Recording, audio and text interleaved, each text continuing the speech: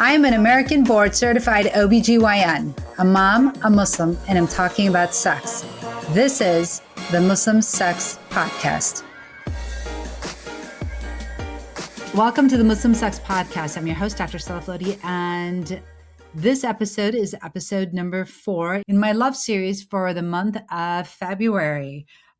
It is everything you wanted to know on how to have an orgasm and what to do when you can't. Okay, so this should be a good episode for, I think all of my episodes are good, but this should be good for somebody that is curious about orgasms. And, we talked about in my other episodes, we talked about bleeding after sex. We talked about the G-spot and what it is and what it isn't.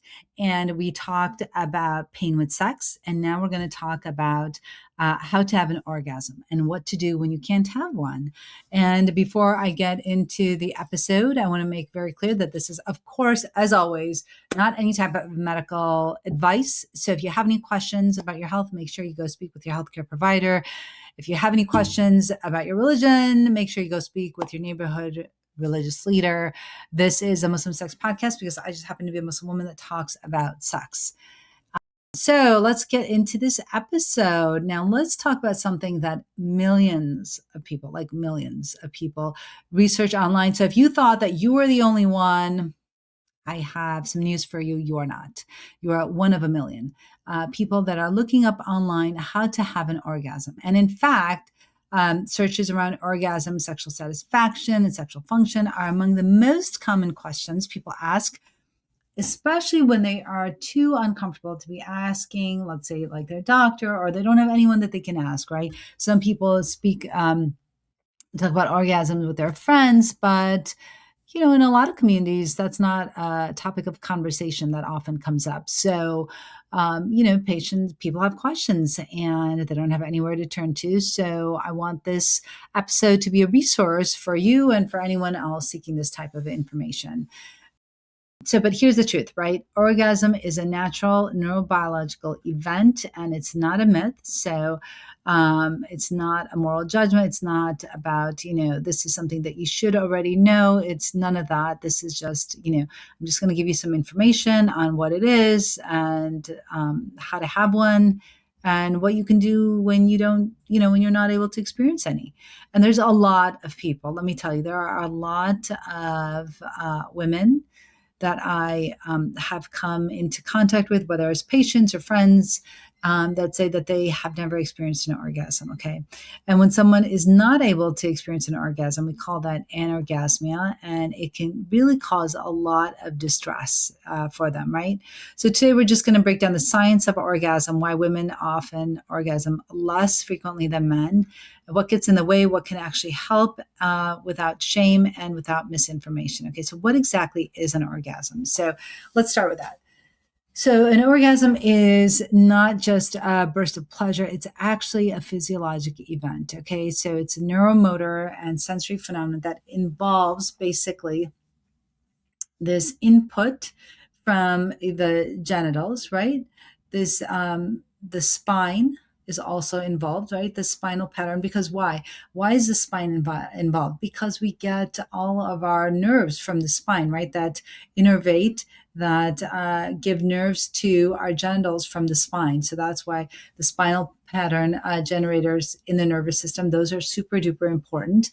And also the brain, right? We know that the biggest sexual organ is the brain, and we know that there are pleasure and reward systems in the brain. And so all of these three things come together to help with an orgasm, right? In human and animal studies, we know that researchers have identified a group of neurons in the lumbar, right? So in the bottom part of the spinal cord, called lumbar spinothalamic cells, and they generate the rhythmic neural activity in both of the nerves, right? So in the autonomic and somatic nerves that we have, they generate those impulses. And so these neurons actually help to drive the pelvic floor muscle contractions of an orgasm. So when somebody experiences an orgasm, you have these pelvic floor contractions. And so what we know is that these nerves coming from the lumbar spine, so from the spine, actually drive the pelvic floor contractions, okay?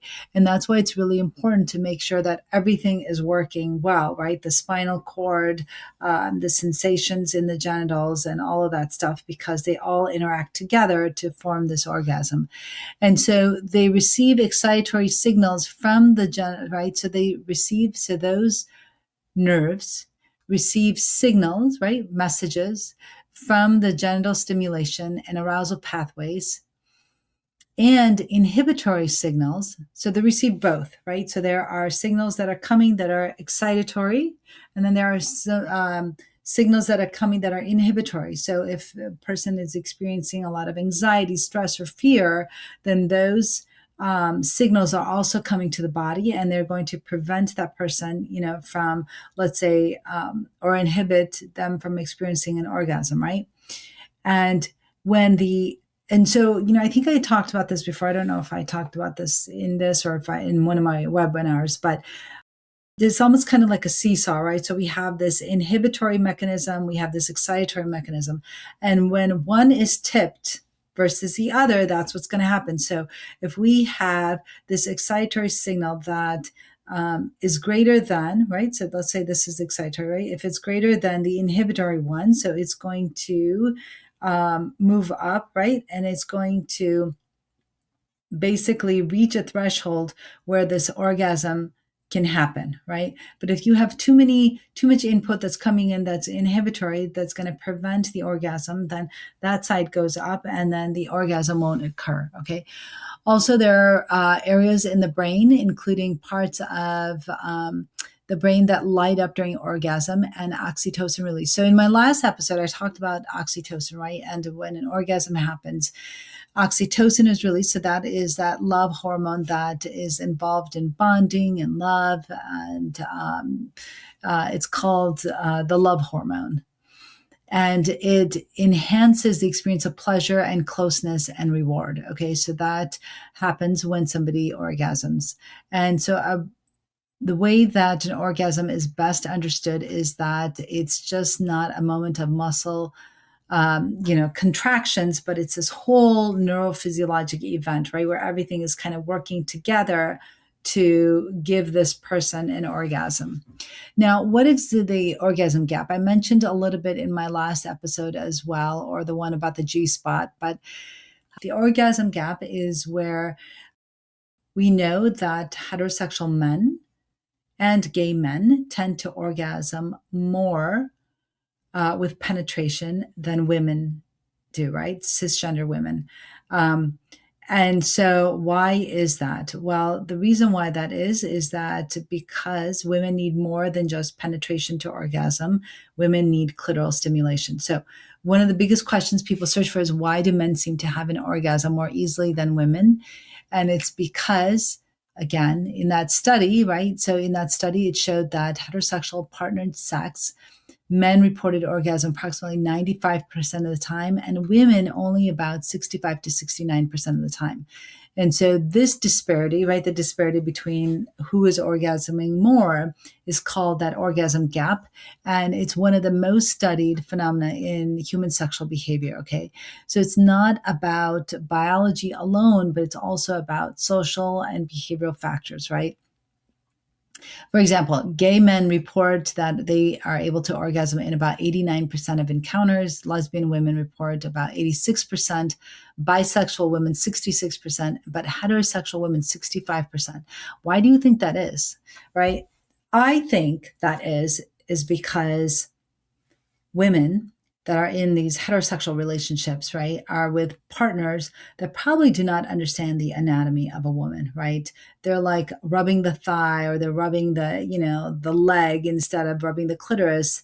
And rubbing a leg is probably not going to help that woman to, orgasm, as opposed to rubbing that clitoris. So I think that a lot of it has to do with education. A lot of it has to do with women not saying what they like, what they don't like. A lot of it has to do with, how comfortable are we having these conversations at home with our partners, right? How comfortable are we advocating for what we want. And I think that a lot of it has to do with that.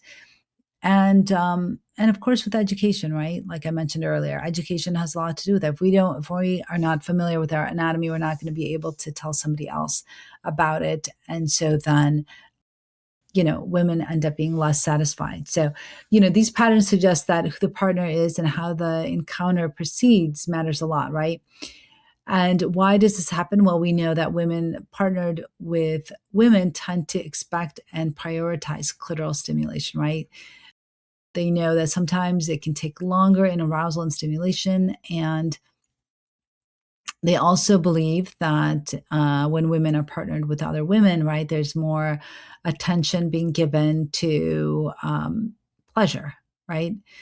Whereas when behavioral research finds that women orgasm rates increase dramatically when if there's oral sex, right? Cunnilingus, or if there's manual genital stimulation, or if there's longer duration, or if there's a broader sexual repertoire beyond just penile vaginal intercourse, right? So, right, if there's variety, if there is novelty in this relationship, right, then it's probably going to allow for that sexual tension to build, is going to probably allow for that arousal to build and excitation. And so then the partner, the woman with the partner with the ovaries, the woman is probably going to orgasm more, right? Another interesting finding is that women are likely to orgasm more during masturbation than during partnered sex with men. And the time to orgasm is actually found to be shorter. And what's interesting about that is that probably because when somebody is masturbating, they're taking their time, right? They're really in tune to what they're doing, and they don't feel rushed. They don't feel like they have to, achieve a certain end goal, right? They're not tending to somebody else's pleasure. They're focused on their own pleasure. And so research has actually noted that those women tend to orgasm more. Psychological and social mechanisms that also influence the gap, for example, is that women adjust effort toward orgasm based on their partner's attentiveness, right? So if they feel like their partner just wants them to hurry up and rush and whatever, then they may end up faking an orgasm because they just want to be done, right? They're thinking that, their pleasure is not being prioritized. And so then they're just going to hurry up and finish. Also, cultural scripts, right? That prioritizing male orgasm and normalizing the disparity, right? That's part of the problem as well. So I think that, once women take ownership of their own pleasure, that's when things are going to change. And so it's about, the orgasm gap isn't really a failure on women. It's just a reflection on how sex is practiced socially and what behaviors are prioritized, right? So what affects somebody's ability to orgasm? I think that's really important. And I think that that's something that we should think about, right? So now let's talk about the individual factors that can influence orgasm, things that can basically promote orgasm and things that could perhaps inhibit it, right? And so things that can help with orgasm is masturbation experience, right? Knowing what you like, what you don't like, knowing what creates pleasure for you so that you can tell somebody else. Higher education, right? Because when you have education, you are more empowered. And what type of education you would need? You probably need to learn about the anatomy. You need to know what are the different erogenous areas that will help you orgasm, right? Is it the clitoris? Is it the nipples? Is it the labia?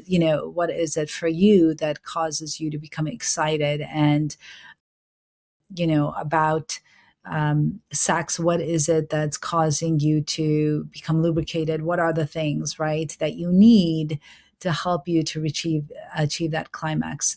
Adequate sexual desire, right, is also one of the things. And lower performance anxiety. We know that there have been studies that have been done that show that when people feel that they have to perform, right, especially for men, that this fear, this performance anxiety, when it shows up, it can prevent men from orgasming. It can also prevent them from, being able to maintain an erection.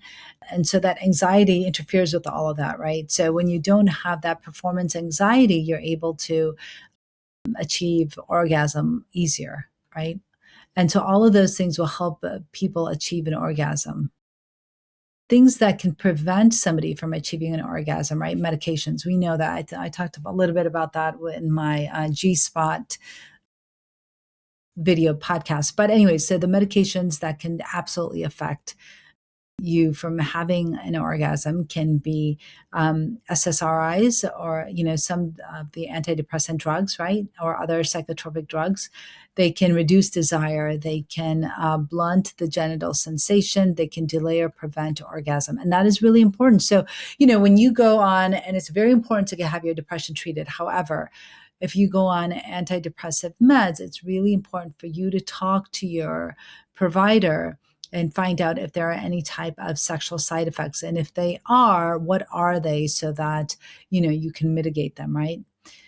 Also, medical conditions, right? Neurologic disorders. So we talked about how important the spinal cord is for somebody to have an orgasm. So obviously, if there's any issues with the spinal cord, or neurologic disorders, then that's absolutely going to impact the orgasm. Pelvic surgery, right? If we're cutting nerves in the pelvis, you could be cutting a nerve, you could be cutting the pudendal nerve or something like that, that innervates, that brings the nerve supply to the clitoris, right? And that could absolutely impact your orgasm.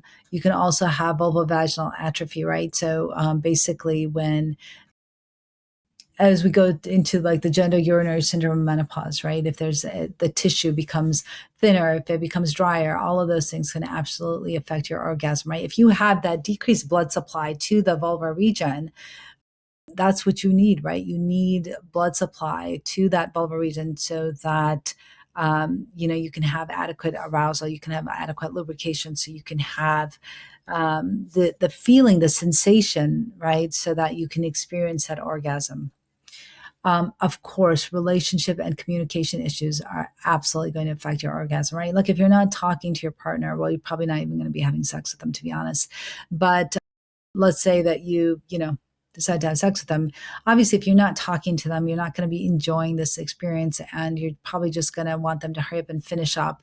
And so you're not really going to be experiencing the pleasure that you deserve, right? So that can absolutely affect, right?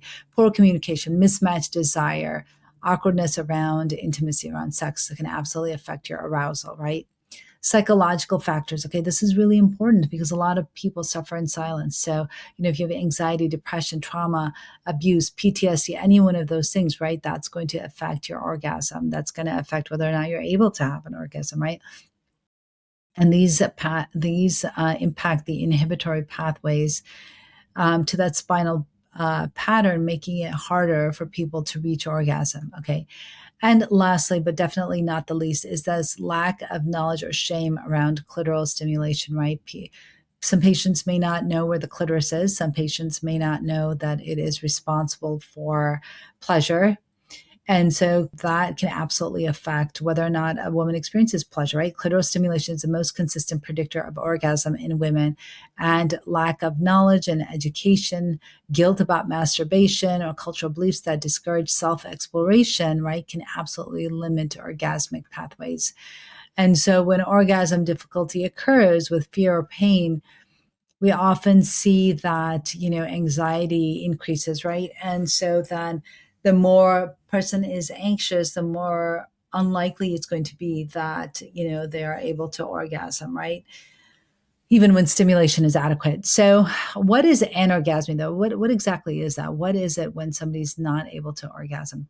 Basically, medicine uses the term female orgasmic disorder, anorgasmia, to describe like people that have persistent difficulty, delay, or absence of orgasm.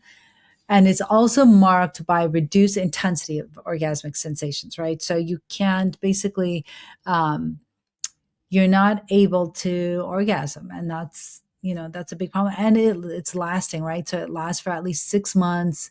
It's causing distress, and the symptoms aren't better explained by any other reason, so that can be That's anorgasmia, right? So you have this, and this is according to ACOG. So the diagnostic criteria are that you're not able to orgasm, and it's been happening consistently for 6 months. It causes you tons of distress, and there's no other reason for it, right? So it's not that you're on medication that you can't do it, or all of the other reasons that I mentioned for somebody not being able to orgasm.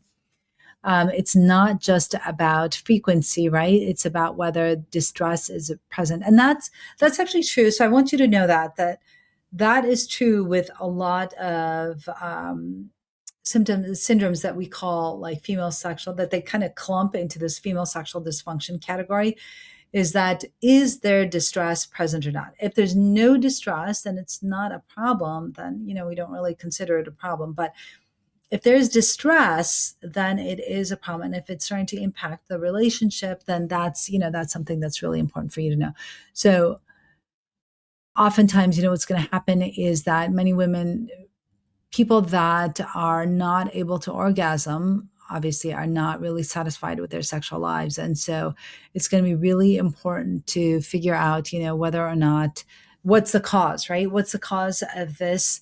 Anorgasmia. And if you can figure out the cause, then how to best to go about treating it, right? Was it due to surgery? Was it due to something this has always been there, right? Maybe it's a nerve issue. Maybe it's a mindfulness issue. Maybe it's a touch or sensory issue. Like, what is it, right? And then you can come up with a solution for your patient or, for whoever.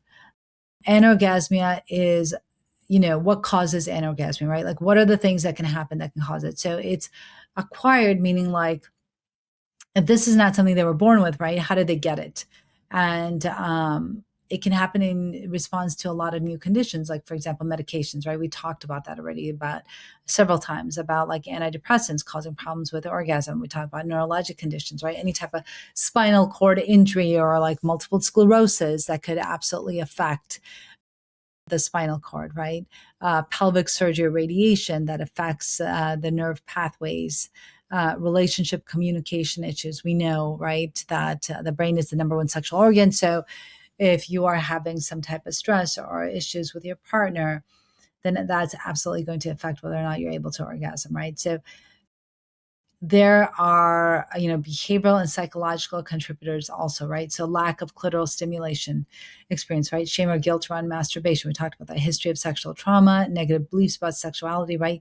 Maybe growing up in a sex negative environment where sex was seen as wrong, shameful, or dirty. That can absolutely affect it. I'm actually going to be writing this paper with a medical student, and we're going to be talking about how colonization affected the South Asian, Indian subcontinent, right? And what that did in terms of sex positivity and negativity in those countries and how it affected those individuals.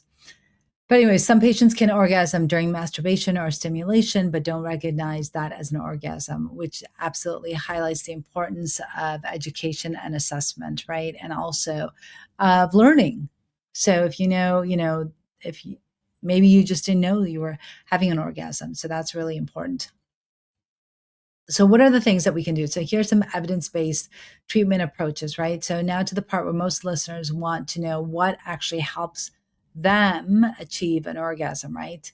So according to ACOG in the literature, treating orgasmic difficulty requires, as in most sexual medicine, right? It requires a multimodal strategy, right? Where a lot of times you'll need like a sex therapist, you'll need a sex med doc, you'll need a pelvic floor therapist, right? You'll need all of those things. So sexual skills training. Okay. So psychological and behavioral interventions that can happen. So sexual skills training. So learning about your own body, learning about masturbation, learning about clitoral stimulation, right? Those are things that can absolutely help you to achieve an orgasm. It's arguably the single most effective treatment for orgasmic disorder, okay? Because it teaches what stimulation feels good, how to vary the pressure and rhythm, how to communicate with preferences. Cognitive behavioral therapy helps to reframe negative beliefs, right? Like maybe something like, oh, I should be orgasming much more quickly, or orgasm is shameful, or, I shouldn't, I don't know, I shouldn't be looking at my genitals because it's wrong, whatever, all of those things, right? So that CBT can really be helpful in reframing those negative thoughts and reducing performance anxiety. Mindfulness based interventions, right? So studies show that mindfulness based therapies, right, improve not just desire and arousal, but also orgasm. And that's why it's really, really important, right? So orgasm, where you can actually measure like improves not just desire and arousal, but orgasm subscales on validated measuring systems. So we measure like how often somebody orgasms and how satisfied they are with their orgasm and sexual satisfaction. There's something called the female sexual function index. So it's a questionnaire that's given to by your provider to you to see how satisfied you are. And so they can actually measure what a difference mindfulness based interventions are on somebody actually achieving orgasm. Okay. So mindfulness enhances present moment awareness. It reduces from distracting thoughts and allows the nervous system to engage more fully. And that's why that's really important, right? Couples therapy can also help addressing relational factors, desire discrepancies, communication patterns, all of those things. That's why couples therapy is important. And trauma informed therapy also is super important for somebody that has a history of, let's say, sexual abuse or trauma or anything like that, right? So when sexual trauma is present, you need trauma specific therapies that reduce the inhibitory pathways, because remember, they're always in a kind of a fight or flight response, right? So someone that has experienced trauma, and so they need to reduce those inhibitory pathways and allow for just safe re-engagement of sex and sexual pleasure, right? Okay, one of the other things that you can do is communication sensate focus. So the first thing, right, that we talked about was the psychological and behavioral intervention, right, which include the sexual skills training, the cognitive behavioral therapy, the mindfulness, the couples therapy, and the trauma-informed therapy. The other things you can do is communication and sensate focus. So sensate focus, I love, love, love this thing. And it is a modality that a lot of sex therapists use for individuals to help them to basically get back into their body, right? So teaching couples to use sensate focus exercises, also teaching them to use non-goal oriented touch, right? That's what sensate focus is. And teaching individuals how to use verbal scripts, like maybe, can we slow down, or do you like this, or I like this, or whatever. That reduces pressure and increases arousal. Okay. Device-based intervention, so that this is really important as well. Absolutely. So our over-the-counter vibrator devices are a safe, evidence-supported tool to help people achieve orgasm. Okay. So they learn about the orgasmic response patterns. They can learn about increased blood flow, right? And it can provide consistent focused stimulation that maybe they weren't getting in their partnered relationship, right? So that's why that's really important. And it's especially useful in lifelong people that have had anorasmia forever, and where people are, unfamiliar with what stimulation feels like. And so, devices absolutely can be very, very important. Pharmacologic options. Okay, so we do have some therapies that help to increase libido. They don't always work for everyone. Okay, so that's really important to know and understand. But there are some medications, and they work at the level of the brain. Okay, so there are two medications that are FDA approved. We have one which is called flibanserin, and basically it improves total sexual function scores and desire, though effects on orgasm per se are less consistent. Okay, but how does flibanserin work? It works at the level of the brain. It increases dopamine, and so it can increase, basically the reward center, right? The pleasure center in the brain. It helps with that. So, is it going to help you orgasm? Maybe. Right. So you can see it, you can try it. Bromelanotide is also another medication. It is so flibanserin, you would have to take one pill every single night for this. You have to at least give it, a few months to see whether or not it works for you. Okay. Bromelanotide is also a medication. It is an auto injector. It works again at the level of the brain. And there are some studies that show that it improves desire and arousal.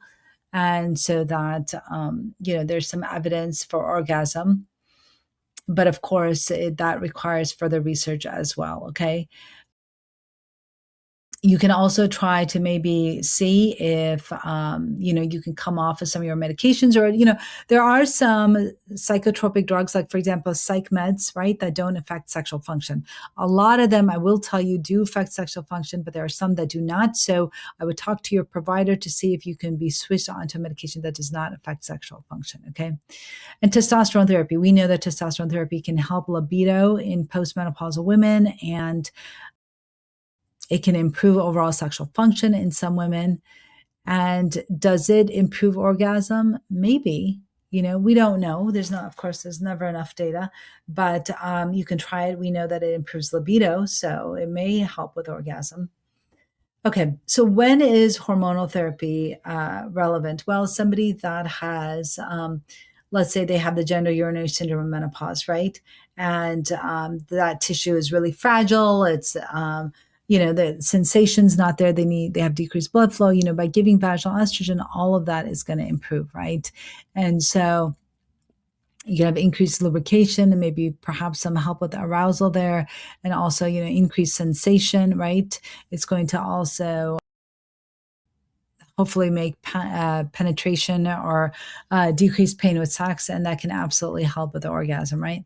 So what you want to do is, the most important thing to know is that you have to personalize treatment. Okay, when we plan treatment, we look at partner factors, we look at relationship dynamics, we're looking at anxiety, we're looking at body image, we're looking at all of that stuff. We're also looking at how cultural and religious factors can also inhibit sometimes orgasm for some individuals, right?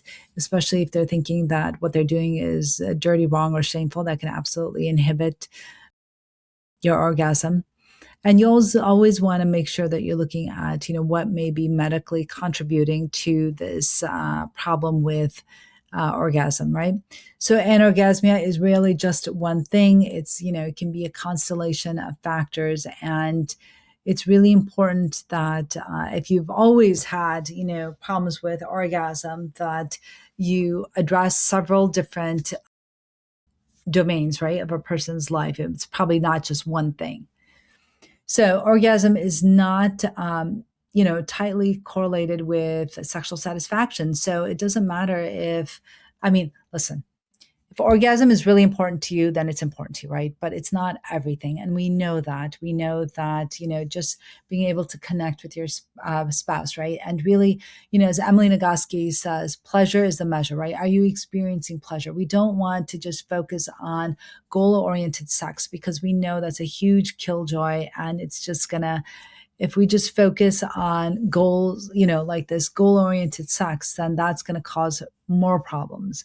So you really want to see, when you are in, having sex, right? And are you experiencing pleasure? Because if you're experiencing pleasure, then you're going to probably want to come back to it, right? But if you never experience pleasure in your relationship, then you're not going to want it. It's just going to seem like a chore that seems awful, and nobody enjoys chores. So you just want to make sure that what you're doing, you find pleasure in it, and that you're able to communicate that to your partner, and what you like, what you don't like, so you can again tell them, so that hopefully you can have a mutually sexually satisfying sexual relationship. So I want to leave you with this, right? Orgasm is a natural physiologic event, right? It lives in the human body, the human mind, and it's important to make sure that everything is